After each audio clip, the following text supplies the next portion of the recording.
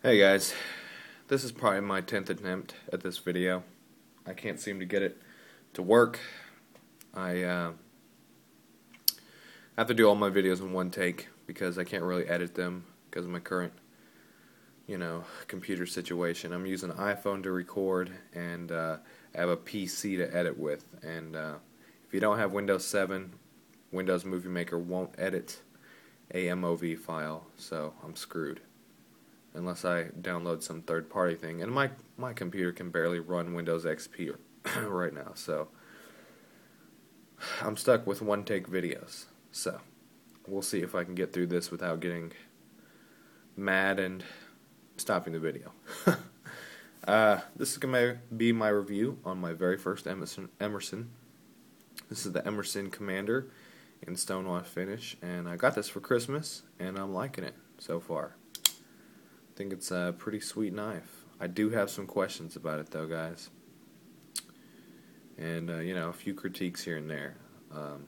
Not about the design necessarily, but just other things. But I'll pose those questions later on down the road. With this particular camera on this phone, it has a feature where it kind of turns down the exposure if you reflect too much light into the camera. So showing this non-black blade has kind of been an issue. But anyways, I guess that's what I'll start with, is the blade. It's I guess you would call it a drop point with a recurve. I don't really know what else to call it, but fairly unique blade design, like most of Emerson's blade designs. If you've seen the CQC 15 or the CQC 8, seems like Emerson just comes out with unique blade designs,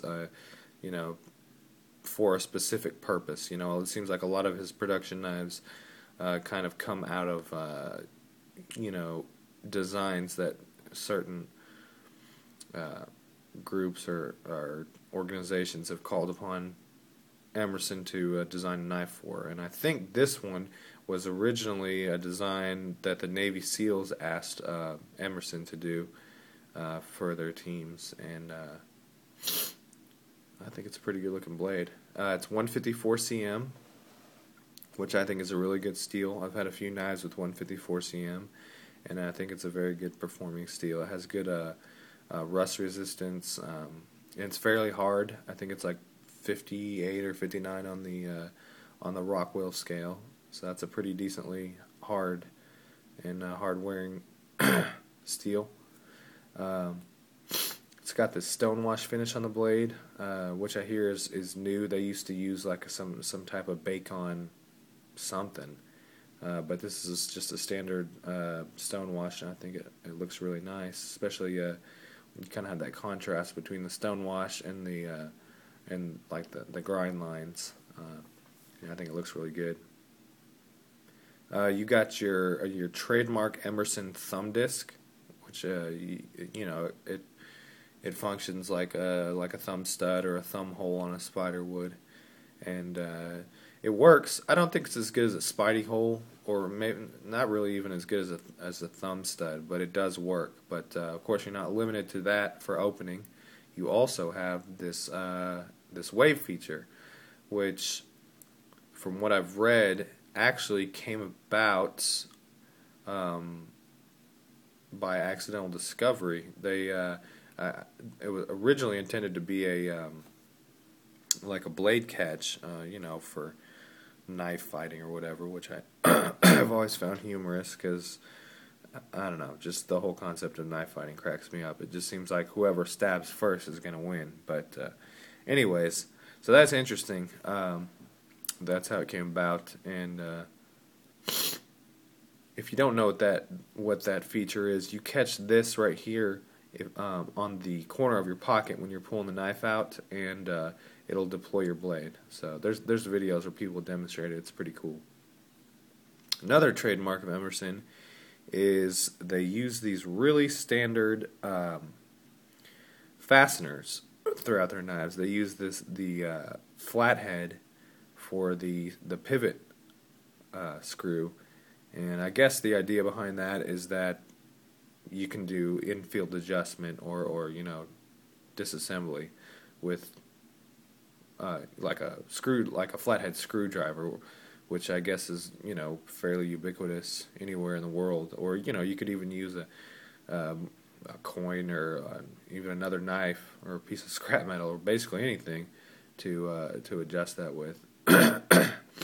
And then they use the Phillips head screwdrivers for the rest of the knife to attach basically just to attach the scales to the frame. So that's kind of their trademark. I really didn't like it at first, but I guess since it's just kind of a part of what Emerson production knives are, I think it's just fine and it goes along with it. It's a liner lock, and from what I've read and also just looking at the knife, it's titanium on the locking side, stainless steel on the non-locking side. And you can tell, maybe not in this video, but you can tell they kind of have a different look to them, a different tone. The titanium's more of a dull gray color, whereas the steel's, that silvery color. And on mine, I don't know if you guys have had this with yours, not necessarily just your Commanders, but with your Emersons, but the lockup is so sticky. Like, once I've locked this thing up, I can't just stick my thumb in there and undo it. Wow, I have to like put my thumb against, or my thumbnail against it and push it because it tears up my thumb. So I don't know if that eventually will go away or if I need to go in there and kind of polish it a little bit.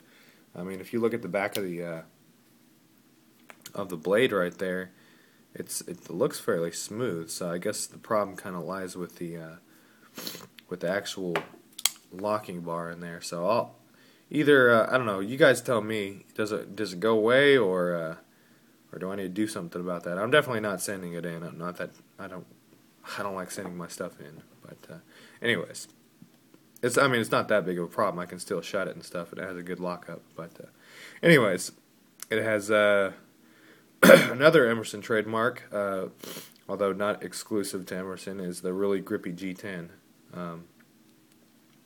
And it's got a really good ergonomic grip. It's huge. I mean, this knife is a giant. I mean, even compared to the Spyderco Manix, which I thought was just a huge knife, it's still much bigger. I mean, almost by an inch, really, if you compare them. Let's see what. Yeah, I mean, I thought the Manix was huge, but one thing I'm going to point out, which I don't understand, really, it just doesn't make sense to me, is if you look closely at the frame, you can see where the machine has cut it out. I don't know if they used, it looks like they used like a plasma cutter or a laser cutter, or water jets or something like that to cut it out.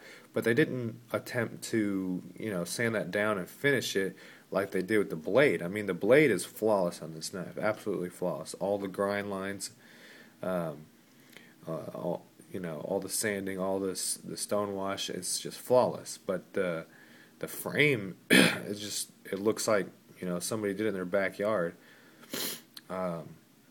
And I don't understand that.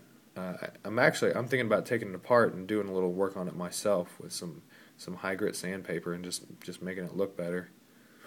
Because I like to modify my knives, I might even make some scales for this. I've been known to do that from time to time.